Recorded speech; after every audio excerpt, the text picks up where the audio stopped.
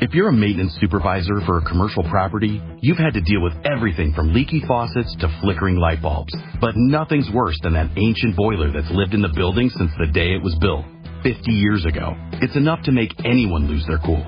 That's where Grainger comes in. With industrial-grade products and dependable fast delivery, Grainger can help with any challenge, from worn-out components to everyday necessities. Call, click Grainger.com, or just stop by.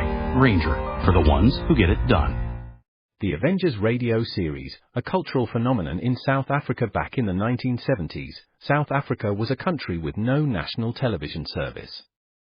It wasn't until 1976 that the country would get its first taste of television broadcasts. But before that, radio was the primary medium of entertainment and information for the masses. This was the context when The Avengers, a British spy FI series, made its debut on South African radio and became a cultural phenomenon. The Avengers was a British television series that originally aired from 1961 to 1969. The show revolved around the adventures of John Steed, a suave and sophisticated secret agent, and his various female associates. The series was a unique blend of traditional spy thriller elements with science fiction and fantasy, which set it apart from other shows of its time. While the series was hugely popular in the UK and had also made a significant impact in the American markets, being one of the rare British series given a network transmission slot, it was virtually unknown in South Africa. This was primarily due to the lack of a national television service in the country until 1976. However, as a film series, The Avengers was able to gain some exposure in South Africa through film rentals. But it was the launch of the radio series that truly brought The Avengers to the masses in South Africa. Come and listen at www.myclassicradio.net. And stay tuned right now for those two characters of many characters, CBS Radio's Bob and Ray.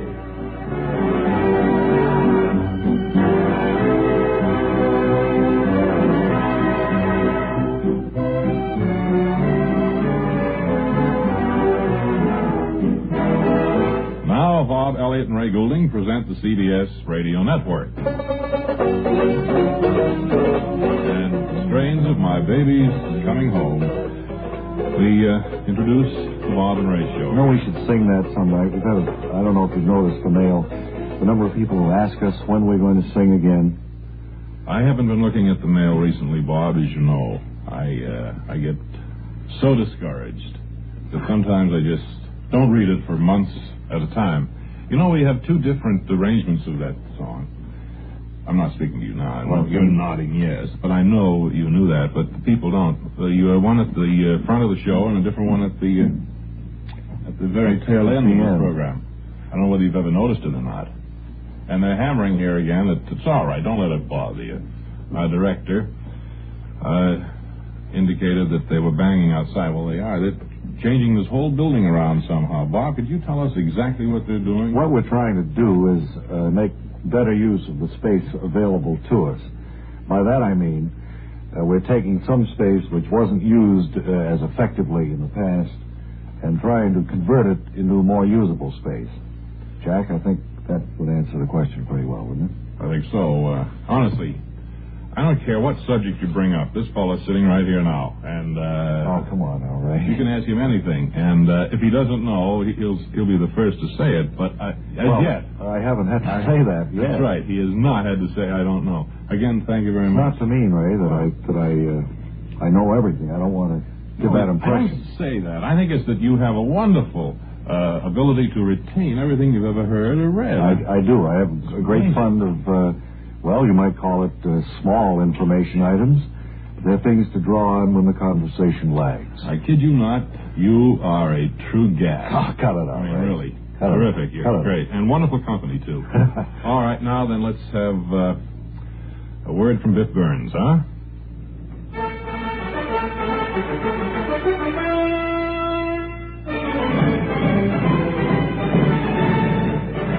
Hello and welcome to the Biff Burns Sports Room.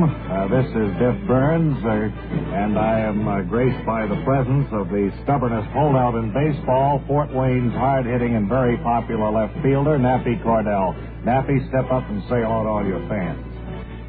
Well, hello, fans. For me, Nappy Cordell. Nappy, that's short for Napoleon, isn't it? That's right.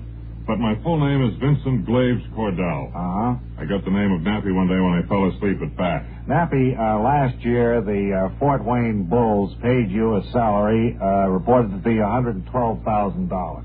Well, that was for the whole season, you got to remember. I remember. At any rate, Nappy, you've been asked to take a cut in salary this season, and at this late date, you still haven't signed with... Well, let me tell you this, I ain't going to either. Uh-huh. If I don't get the same salary I got last year, I think I'll just hang up the old glove and spikes and forget it. Well, Nappy, your batting average fell from .479 the year before to .136 last year. Right. Now, batting average of .136 is hardly a batting average of .479. Well, hardly, but I had a lot of personal problems last season, and I took them on the field with me. Well, just what kind of personal problems, Nappy? Well, I wasn't hitting very good last season, and that's always a personal problem to a ball player, and it bugs you know? I suppose so. Nappy, what most folks would like to know is this. All right, shoot. You earn a very large sum of money for playing baseball. Now, if you and your club can't come to terms and you don't play this season, what will you do for an alternate income? Huh? What? How will you make money? Oh, well, my business manager has a few things lined up for me, Biff. First, there's a lecture tour, different kinds of colleges. Like that. What sort of lecture do you plan to deliver, Nappy? That's interesting. My business manager told me I didn't have to say anything, just a few words of hello to college freshmen. Freshmen. That's right. I think the whole idea of the thing is for them collegiates to talk to me for a while and then go out and become scientists or engineers. In other words, Nappy, you'd be a living example of how worthwhile it would be for most colleges to de-emphasize their athletic programs. Well, what's good for baseball is good for me, Biff. Does your business manager have anything else planned for you in the event that you don't play this season? Biff, this happens to be something you'd get a kick out of. In other words, I think you'd get a kick out of this. Well, let's hear about it, Nappy. Well, my business manager lined me up as a sportscaster on television and radio. The Nappy Cordell Sports Show. Sounds good, don't it? Yes, it does, Nappy, and I'm sure you'll do a fine job covering the sports scene. Well, I can't miss. My business manager went out and hired this fast-talking guy to do the show.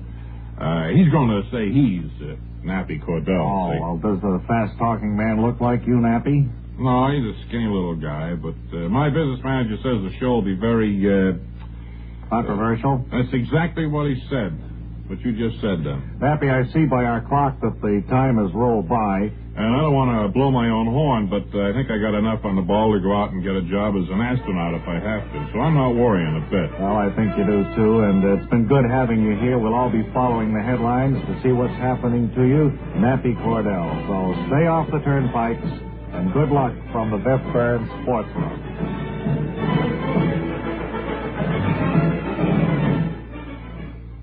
Gee, that's a catchy theme that Biff Burns has. Yes, it is. Denotes sports right off the bat. You know that music, in a great measure, can paint a picture. Well, that sports theme is one example. Very sentimental music, of course, denotes romance, or a snappy song would be adventure. I just wanted to put that in. I just wonder when you get your own show. I think you're going to dry up. Oh, come on, Ray. This is time now for Celebrity Snapshot, right? And tonight's guest, Dr. Hans von Hochter. He's a radio astronomer. First off, Dr. Hochter, could you tell us a little about radio astronomy, please? Yeah, very little. Stars out in space send out kind of like radio waves, and we listen to them with special equipment. Well, of course, that sounds simple enough. I guess you can even hear stars in the daytime. Yeah, the answer is yes. CBS Radio's daytime stars. Arthur Godfrey, Gary Moore, Art Linkletter, Bing Crosby, and Rosemary Clooney. Every Monday through Friday, and I get a big boot out of listening to them, too. You left out Olin Tice, buddy. That's right, I did, yeah. Well, that wasn't the kind of answer I had in mind, but I guess it's all right. That's science for you. Doctor, if you don't mind our asking, would you tell us your original homeland, please? I've lived all my life in the Bronx. The accent was just to add a little class there. Well, I thought that might be coming up. Well, thank you for visiting with us, Dr. Hans von Hochter. We've always been curious about the science of radio astronomy. Don't bother your head about it. Good night. Good night. And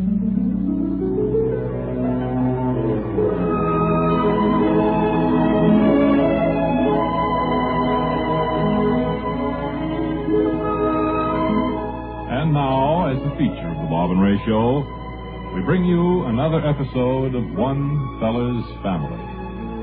Today's episode, entitled Poems in the Night, is taken from book VI, chapter IX, pages 1 through 315. It's mid-morning as we look in on the family now, and we discover that the clock is wrong. It really is about 8 o'clock at night. Yes. Sorry about that, Actors. That's all right. It wouldn't fit what we're going to do for 8 o'clock in the morning. It was a habit. I just looked up at the Well, may we get on with the episode, please? As we look in on them, it's early evening, and we find Mother and Father in the library. Yes. Fanny, have you got the harp tuned up? Been so long since we played this harp that it seems way out of tune to me. I forget how to tune it. It's been so long. Is it my dog has fleas? Well, that might work out all right, yes. My dog has Yes, please. fleas. No, now the flea is the one that's gone. Well, do the best you can. I was going through my poetry scrapbook earlier today, Fanny. I thought it might be nice if we read a couple of poems together from it. So long since you used to read poems to us. I remember years ago we'd finish dinner and we'd all come in here to the library. It's when the children were young. Yes, and You'd bring down the poem book and then you'd have a long blast. You'd start to read those poems. You know, Fanny, it's in a great way just like the words of Glenn R. Bernhardt when he said, "What makes that noise reverberating with which the house resounds? Just the children demonstrating that they grow by leaps and bounds." Yes. Wasn't that awful? How about some Wait, background I'm going to play a little Fanny? music and you go ahead with the poems. Suzanne Douglas once wrote, "It's no illusion the reasons are sound. When girls look slim, most men look round." But I think, Fanny, one of the best ones in my scrapbook is this. Better try, it's by Anonymous, better try to do something and fail in the deed than try to do nothing and always succeed. I don't know. I think I'll put on my hat and go downtown.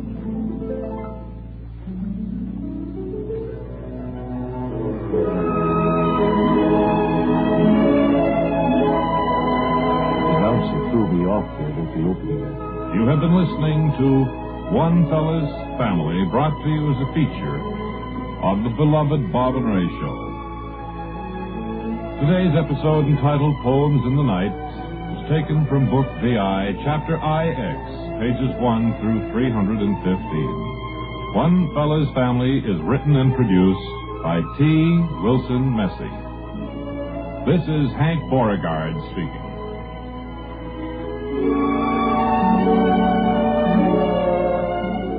Have a new announcer on that show, don't they? Sounds the same. I think, though, that he has just given his name for the first time, although it was a messy fellow there for a while. You said it, the messy boy, yes.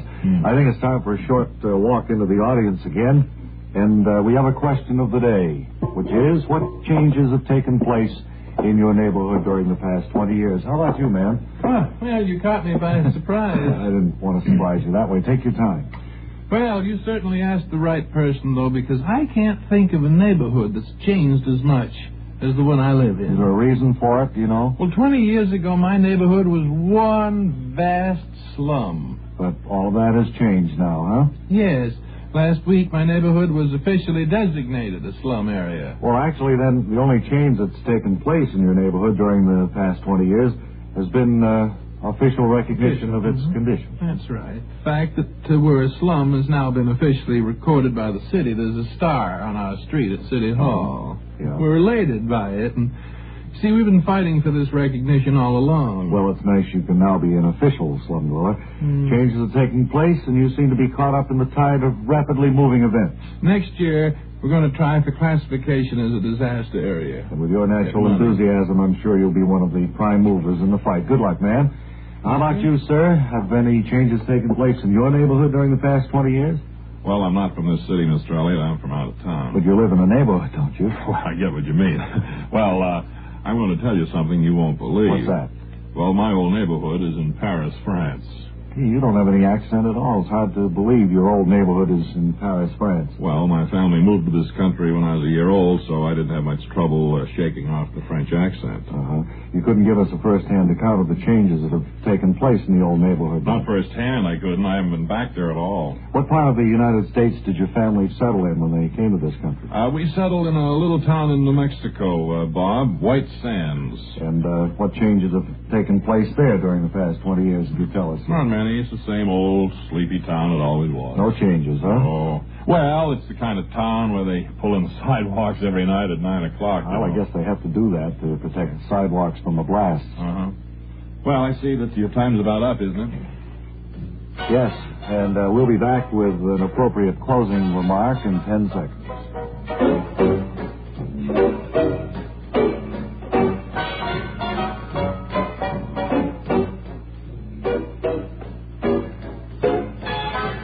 And the appropriate closing remark is just...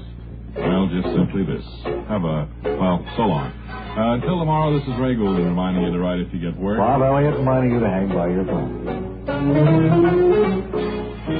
Bob and Ray are a nightly feature on the CBS Radio Network and KCBS AM/FM San Francisco. San Francisco.